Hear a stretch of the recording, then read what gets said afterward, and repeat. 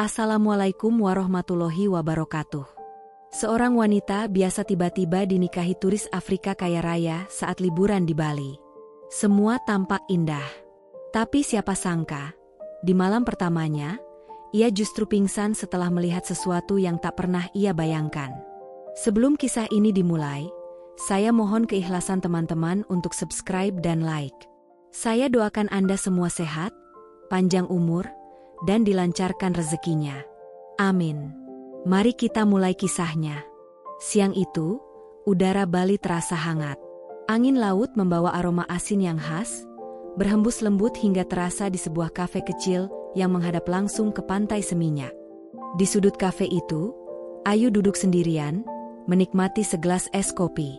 Seminggu penuh ia habiskan untuk membantu di butik sahabatnya, dan hari itu ia hanya ingin beristirahat sejenak.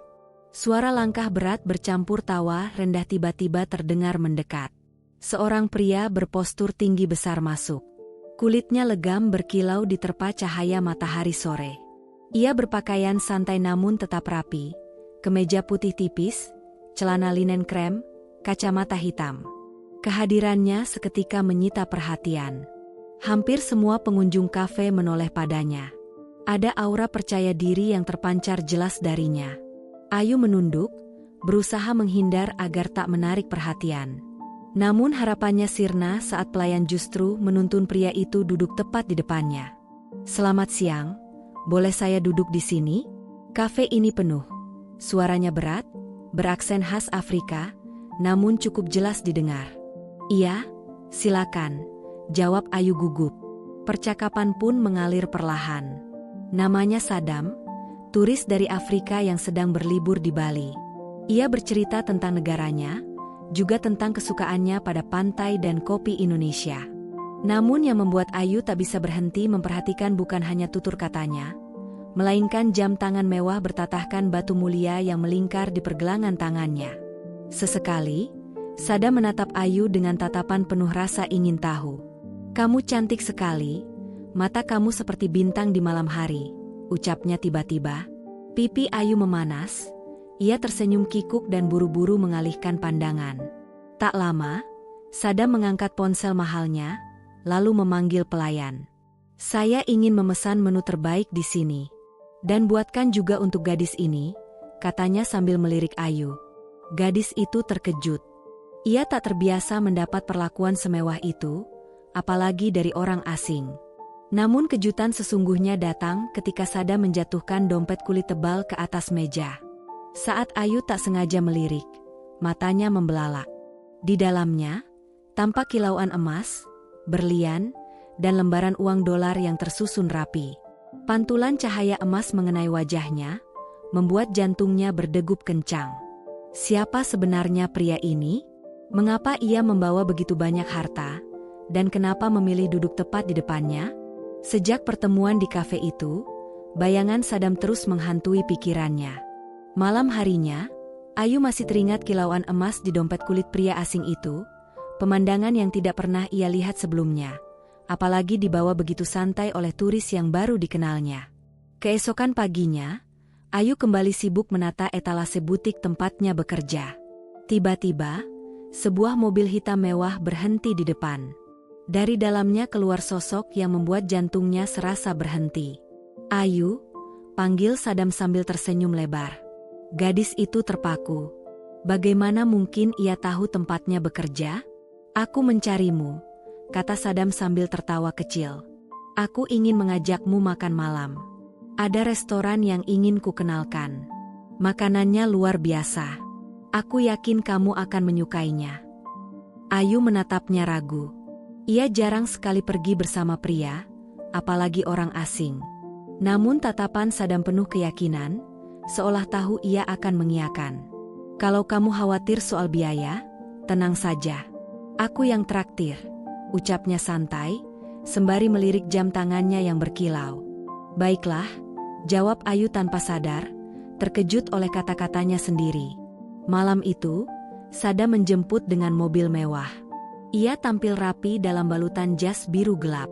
Aroma maskulin memenuhi kabin, sementara musik lembut mengiringi perjalanan mereka menuju restoran tepi pantai yang penuh cahaya lilin dan lampu gantung kristal. Pelayan menyambut mereka seolah tamu istimewa.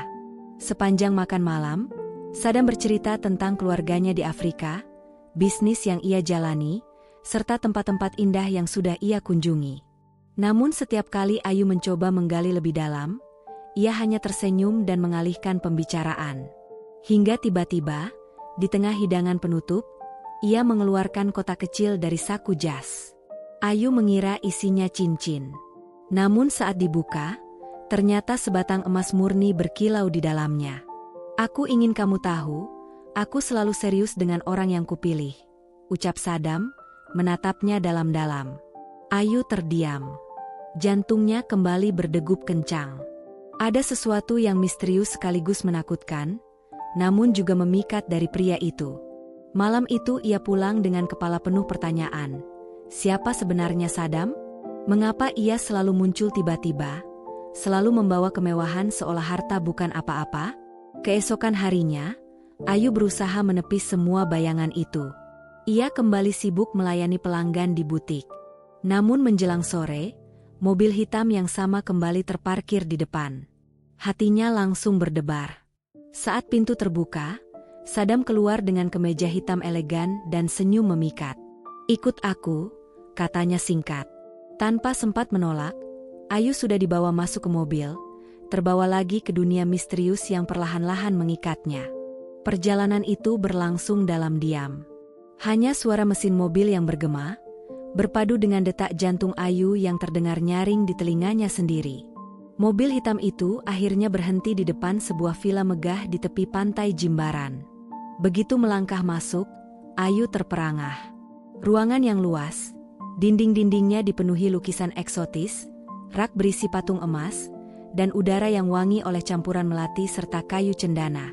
Saddam mempersilakan Ayu duduk di sofa besar. Ia lalu berjalan ke arah lemari kayu tinggi di sudut ruangan. Dengan gerakan tenang, pria itu membuka sebuah koper. Seketika mata Ayu kembali disilaukan oleh tumpukan emas batangan, kalung berlian, serta lembaran uang dolar yang tersusun rapi.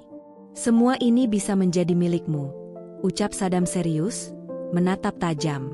"Asal kamu bersedia menjadi istriku." Mulut Ayu terbuka, tak mampu menutup. "Istri? Tuan Saddam? Kita bahkan baru kenal 3 hari. Aku tak butuh waktu lama untuk tahu apa yang kuinginkan," jawabnya tegas. "Dan aku ingin kamu. Aku selalu mendapatkan apapun yang kuinginkan." Dada Ayu terasa sesak. Tawaran itu terlalu besar, terlalu cepat. Bagian dirinya tergoda, siapa yang sanggup menolak kemewahan semacam ini? Tetapi sisi lain dipenuhi ketakutan. Ia sama sekali tak mengenal masa lalu pria itu, apalagi maksud sebenarnya. Saddam mendekat, suaranya turun menjadi bisikan. "Pikirkan baik-baik. Aku beri kamu waktu sampai besok malam." Ketika meninggalkan villa, langkah Ayu terasa berat. Malam Bali yang hangat justru menekan tubuhnya. Hatinya bergejolak antara logika dan godaan. Ia tahu, apapun pilihannya besok, hidupnya tak akan pernah sama. Malam berikutnya, Ayu duduk di balkon kos, menatap gemerlap lampu kota. Pikirannya terus berputar, mengulang tawaran Saddam. Hidupnya bisa berubah total. Hutang keluarga lunas, masa depan terjamin. Namun ia nyaris tak mengenal siapa sebenarnya pria itu. Pukul 8, ponselnya bergetar. Pesan singkat dari Saddam, "Aku di depan. Sudah siap?" Ayu memejamkan mata, menarik napas panjang, lalu menjawab singkat, "Iya." Mobil hitam itu membawanya kembali ke Villa Jimbaran. Kali ini suasana jauh lebih mewah. Lorong-lorong dipenuhi mawar merah, lilin-lilin menyala di setiap sudut. Di tengah ruangan, Saddam berdiri dengan jas putih, senyumnya lebar. "Aku senang kamu datang," ucapnya sambil menggenggam tangan Ayu. "Apakah ini berarti jawabanmu?" "Ya." Ayu menelan ludah, lalu mengangguk pelan. "Ya." Wajah Saddam bersinar. Ia segera memanggil seorang pria berjas, ternyata seorang penghulu. Tanpa banyak kata, prosesi akad nikah pun berlangsung. Hanya segelintir staf yang menjadi saksi.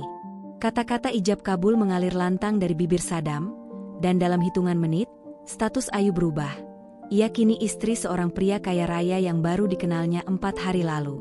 Usai akad, Sadam menghadiahkan sebuah kalung emas besar dengan liontin berbentuk simbol asing. "Ini warisan keluargaku," katanya. "Jangan pernah dilepas, dan jangan tanyakan artinya." Kalimat itu membuat bulu kuduk Ayu berdiri. Namun ia hanya tersenyum kaku, berusaha menutupi kegugupan. Malam itu mereka makan malam di teras villa, ditemani debur ombak dan hembusan angin laut. Sadam bercerita banyak tentang rumahnya di Afrika, tetapi kembali menghindar ketika Ayu bertanya tentang bisnisnya. Saat hendak beristirahat di kamar tamu, Ayu melewati sebuah pintu yang sedikit terbuka. Dari celah itu, ia melihat koper-koper lain, berisi emas, permata, bahkan deretan senjata tajam dengan ukiran rumit. Jantungnya berdegup kencang. Ia cepat-cepat berlalu, pura-pura tak melihat, meski pikirannya dipenuhi pertanyaan. Apakah ia menikah dengan pria kaya, atau seseorang yang jauh lebih berbahaya? Setelah makan malam, Sadam menggandeng Ayu menuju kamar di lantai atas. "Malam ini kita mulai hidup sebagai suami istri," katanya dengan suara berat. Senyumnya tampak tenang, namun sorot matanya menyimpan misteri yang membuat Ayu sulit menebak isi hatinya. Kamar itu begitu luas. Dindingnya dilapisi kayu mahal, lampu kristal menggantung di tengah ruangan, tirai panjang bergoyang ditiup angin laut dari balkon. Di sudut, berdiri sebuah lemari besar berwarna hitam dengan ukiran emas rumit, seakan menyimpan rahasia yang belum sempat terbuka. Sadam melangkah menuju lemari besar di sudut kamar. Dengan tenang ia memutar kunci lalu membuka pintunya. Ayu hanya bisa menatap punggung pria itu, firasatnya berkata akan ada sesuatu yang mengejutkan. Dan benar saja, begitu daun lemari terbuka lebar, cahaya menyilaukan memantul, membuat Ayu refleks menyipitkan mata. Di dalamnya bukan pakaian ataupun barang biasa, melainkan deretan rak berisi batangan emas murni yang tersusun rapi. Ada kalung berlian sebesar ibu jari, cincin berhias zamrud berkilau, serta bundelan uang dolar yang diikat rapi. Semua itu berpendar di bawah cahaya lampu, memantulkan kilau hingga seolah seluruh ruangan berubah berkilauan.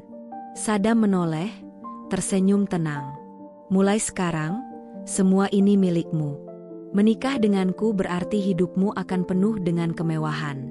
Syaratnya hanya satu, percaya sepenuhnya padaku." Ayu terdiam. Matanya tak mampu berpaling dari pemandangan di hadapannya. Namun kilau berlebihan itu membuat pandangannya berkunang-kunang. Jantungnya berdetak semakin kencang, napasnya pendek, suara tercekat di tenggorokan. "Ayu," suara Sadam terdengar sayup, meski ia berdiri begitu dekat. Kepalanya terasa ringan, kekuatan tubuhnya menghilang. Pandangan menjadi gelap, dan dalam sekejap dunia di sekitarnya lenyap. Yang terakhir ia rasakan hanyalah genggaman tangan Sadam yang kuat, serta bisikan lembut di telinganya. "Kamu akan baik-baik saja, milikku selamanya." Saat membuka mata, kepala Ayu terasa berat, pandangannya kabur. Cahaya lampu meja yang redup membuat kamar itu tampak berbeda dari sebelumnya. Ia mendapati dirinya terbaring di ranjang besar, selimut tebal menyelimuti tubuhnya. Aroma rempah asing bercampur dengan wangi parfum Sadam memenuhi udara. Pintu kamar berderit perlahan.